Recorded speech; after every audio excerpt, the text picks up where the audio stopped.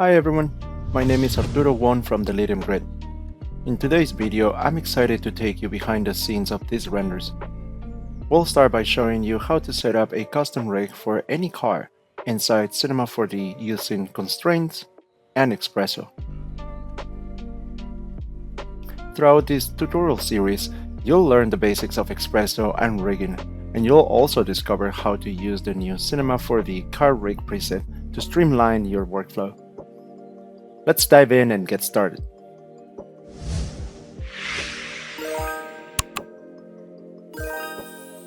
So now that we have all my parts, all these groups already ready to go, the first thing that I want to do is I want to create a master control.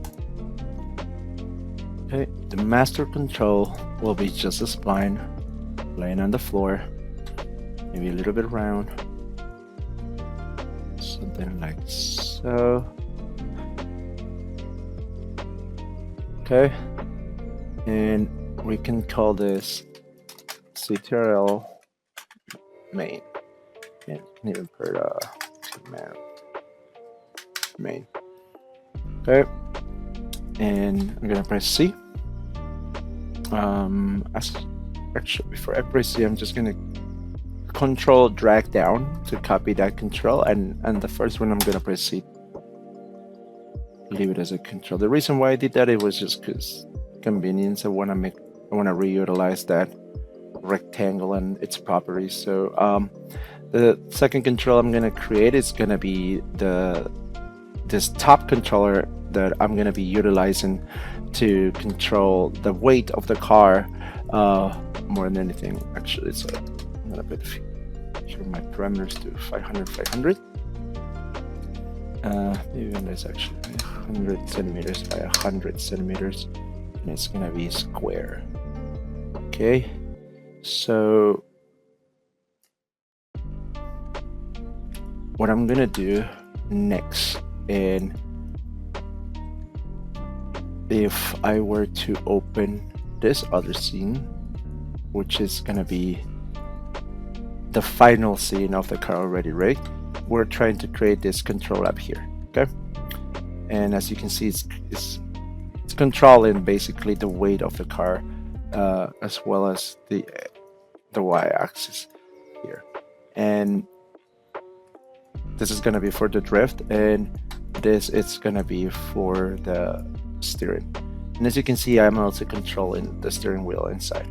Okay, now nothing else, none of these other axes are activated right now. Everything else is locked, including how far it will go away, just to keep everything under control, make sure that animators are not going to be breaking this rig.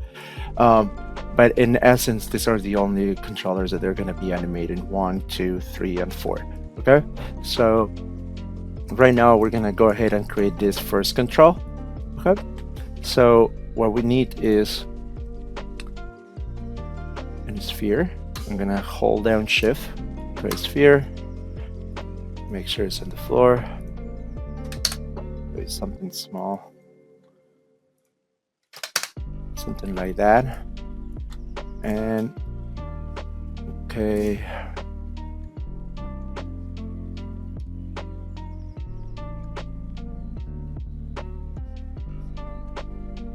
something like that will be nice. And basically what's gonna happen is that if I were to go here to my limit, it will be around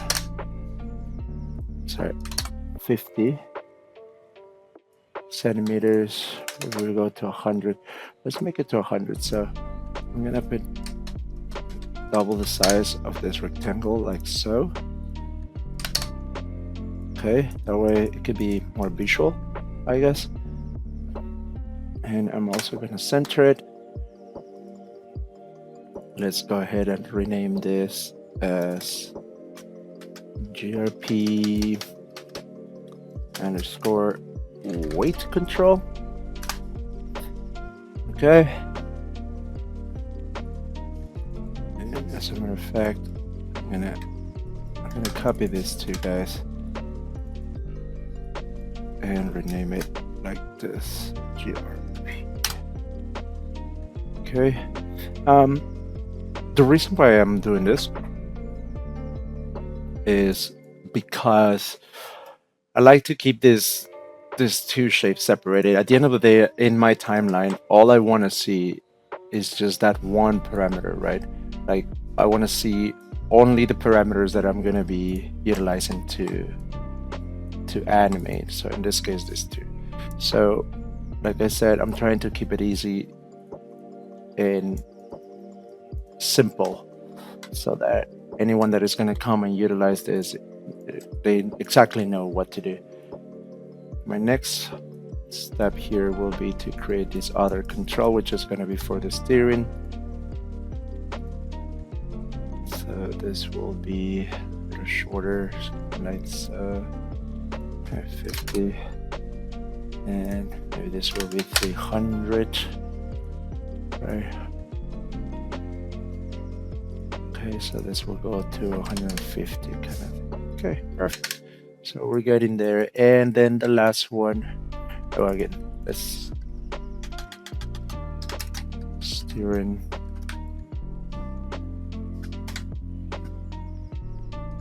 And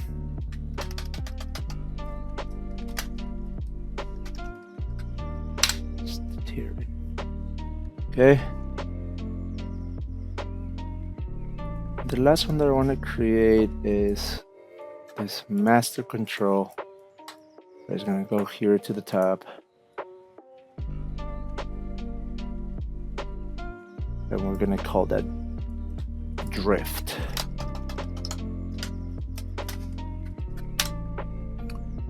Okay.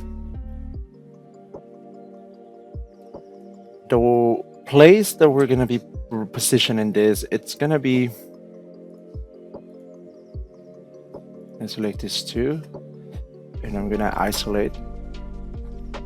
What we want is to position this circle roughly in the middle of this entire axis.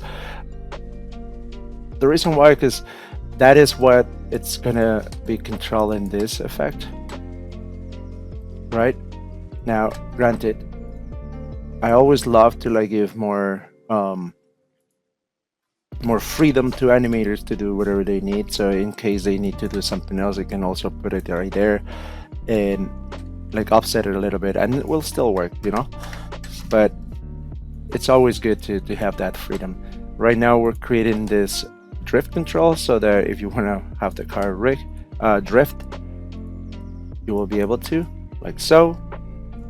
Okay, so let's do that in our scene here. I'm gonna bring everything up, and right now what I want to do is work on this hierarchy a little bit. So we're gonna select everything, we're gonna put it under this main group. We're gonna make this control drift a parent of these two other groups. And right now I would like to start distinguishing these controllers from the gray colors that are on my viewer. In order to do that, I'm going to select a custom color here, probably something yellow like this, and change it to display. I'm going to do the exact same thing for these controllers. Okay, and the same thing for this guys as well. And maybe this one will be a bit different. Maybe on this one, I'm gonna do something green like so. And there we go. Now we know everything that is red not to be touched. And as a matter of fact, what we can do to make sure that all of this is, you know, well organized and zeroed out is to freeze all these parameters. Select both of these, go to rigging. Okay, and what I want to do is utilize this protection tag. And what that's going to do on lock mode is that if I want to move this guy, it will not. Okay, it will not let me go anywhere. And that's good. That's exactly what I want to do. I don't want to be messing with their position. As far as these controllers, it will be nice to lock them in place, but we're gonna do that towards the end. And then for you, I guess we will do the exact same thing too.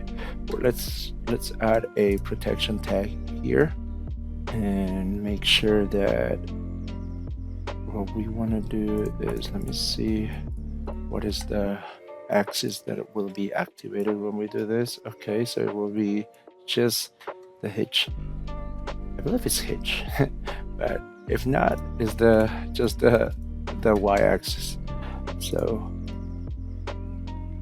hitch will be open, and the other thing too I want to do is just to keep that consistency. I'm gonna freeze everything, and now lock it. Yep. So seems to be working well. At this point, we're almost done setting up our hierarchy and controllers to move forward with xpresso and the constraints. But before that, I want to finalize the setup of this hierarchy by creating a couple groups. One will be called rig, control drag down,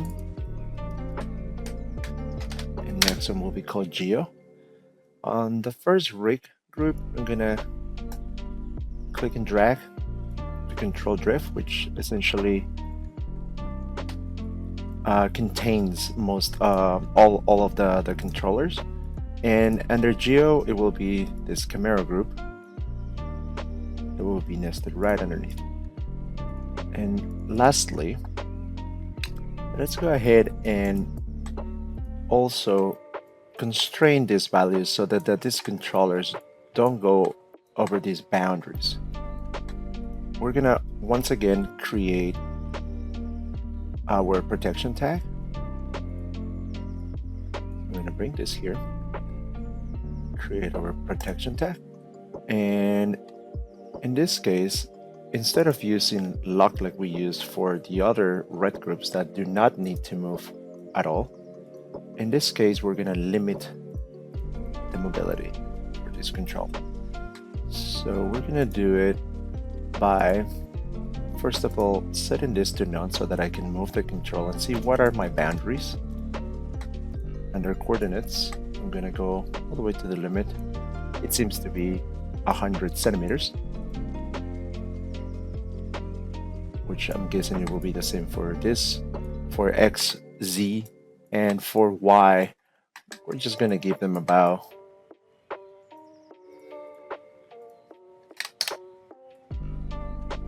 15 centimeters. So let's go ahead and do that. Under limit, we're going to select our minimum parameters, which will be 100 centimeters, and then our max parameters, which will be also 100 centimeters. And here we're going to add our 15 centimeters. And Z will be the same as X. Go. And now we can see how we can freely move this control without going outside these boundaries. Okay. Once again, Alt 0 to center that control out, and the last control that we need to take care of will be this one. In this case, this control doesn't need to move on any other axis other than Z. So once again, we're going to go to the end. It seems to be 150 will be the limit. Once again, we can also control drag this tag, protection tag, to our control steering. And we will just need to set these parameters to 0 and modify this Z axis to the new values, which it was 100 centimeters. So as you can see now, it is locked. I cannot move this controller anywhere else other than that Z axis. And this is all for this video. In the next part, we will go over the xpresso tag and also the constraints that we're gonna need in order for us to complete this rig. In xpresso, we will be going over how to connect some of these controllers to their corresponding objects, as well as certain tips and tricks on how to utilize certain nodes in there. Make sure to subscribe and stay tuned for more content. Thanks for watching, and I'll see you next time. Ciao!